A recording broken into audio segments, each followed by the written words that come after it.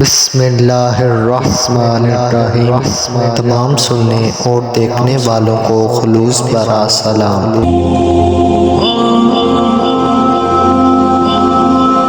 کسی علاقے میں قحط سالی تھی اور جانور سب کچھ کھا کر فارغ ہو گئے تھے، مزید کچھ کھانے کو رہا ہی نہ تھا۔ مویشی مالکان بےحد پریشان تھے۔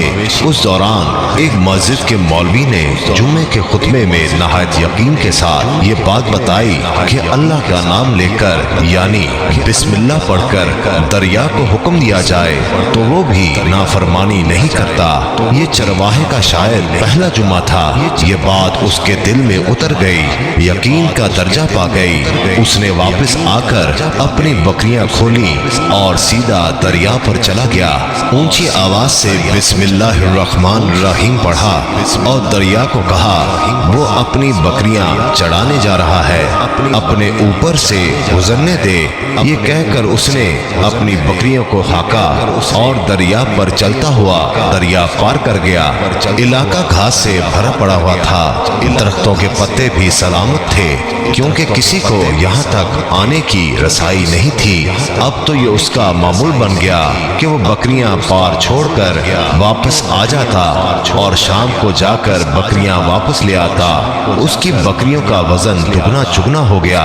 لوگ چونک گئے اور اس سے پوچھا کہ وہ اپنی بکریوں کو کیا کھلاتا ہے۔ وہ سیدھا سادھا اور صاف دل نوجوان تھا۔ اس نے صاف صاف بات بتا دی کہ جناب ہم تو دریا پار کر کے اپنی بکریاں چرانے لے جاتے ہیں۔ بات سب نے سنی مگر کسی نے یقین نہیں کیا کیونکہ یہ ناقابل یقین بات تھی۔ مگر بات ہوتے ہوتے مولوی صاحب کے پاس پہنچ گئی۔ مولوی صاحب نے اس چرواہے کو بلایا اور سارا ماجرا پوچھا۔ اس چرواہے نے مولوی صاحب کو ہی حوالہ بنا لیا کہ مولوی صاحب میں تو آپ کا شکریہ ادا کرنے والا تھا کہ آپ نے جمعے کے خطبے میں جو نسخہ بتایا تھا کہ بسم اللہ کہہ کر دریا کو بھی حکم دو تو وہ بھی انکار نہیں کرتا۔ مولوی صاحب حیرت سے اس کے چہرے کو دیکھتے رہے۔ مولوی صاحب نے کہا بھائی صاحب ایسی باتیں تو ہم ہر جمعے میں کرتے ہیں، فقط ان کا مقصد لوگوں کا ایمان بنانا ہوتا ہے۔ مگر بکریوں والا ڈٹا رہا کہ میں تو بس بسم اللہ کہہ کر پانی پر چلتا ہوں اور بکریوں سمیت پانی پار چلا جاتا ہوں۔ آخرکار مولوی صاحب نے صبح خود یہ تجربہ کرنے کی ٹھانی اور چرواہا بھی آ گیا۔ مجمع زیادہ تھا۔ مولوی صاحب نے ایک دو بار سوچا کہ انکار کر دوں مگر وہ جو مولوی صاحب کو کندھے پر اٹھا کر لائے تھے اب بھی جوش و خروش سے اللہ اکبر کے نعرے لگا رہے تھے اور مولوی صاحب کے حق میں تعریفیں کر رہے تھے۔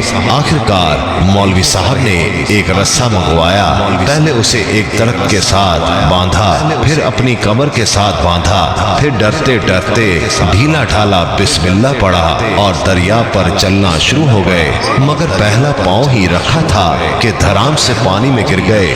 مولوی صاحب ڈبکیاں کھانے لگے اور پانی کے بہاؤ میں بہنا شروع ہو گئے۔ لوگوں نے کھینچ کھینچ کر باہر نکالا۔ مولوی صاحب کی اس حرکت نے چرواہے کو پریشان کر دیا کہ مولوی صاحب کی بسم اللہ کو یہ کیا ہو گیا ہے، کیونکہ اس کا یہ روز کا معمول تھا۔ اس کے اپنے یقین میں کوئی فرق نہ آیا۔ اس نے بسم اللہ کہہ کر بکریوں کو پانی کی طرف اشارہ کیا اور خود ان کے پیچھے چلتا ہوا پار چھوڑ کر واپس بھی آ گیا۔ لوگ اسے ولی اللہ سمجھ رہے تھے اور اس کے حق میں نعرے لگا رہے تھے مگر وہ سب سے بے نیاز سیدھا سادھا انسان تھا۔ وہ مولوی صاحب کے پاس پہنچا اور کہا مولوی صاحب میں آپ کی بسم اللہ کی تعریف سے کافی پریشان تھا مگر پانی پر چلتے ہوئے مجھے آپ کی بسم اللہ کی بیماری کا پتہ چل گیا۔ اس چرواہے نے درخت سے بندھی رسی کی طرف اشارہ کیا اور کہا مولوی صاحب یہ ہے آپ کی بسم اللہ کی بیماری، آپ کی بسم اللہ کی برکت کو یہ رسا کھا گیا۔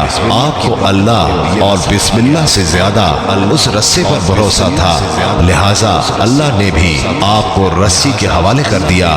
مولوی صاحب آپ بھی کمال کرتے ہو، میں نے آپ کے منہ سے سنا اور یقین کر لیا اور میرے اللہ نے میرے یقین کی لاج رکھ لی۔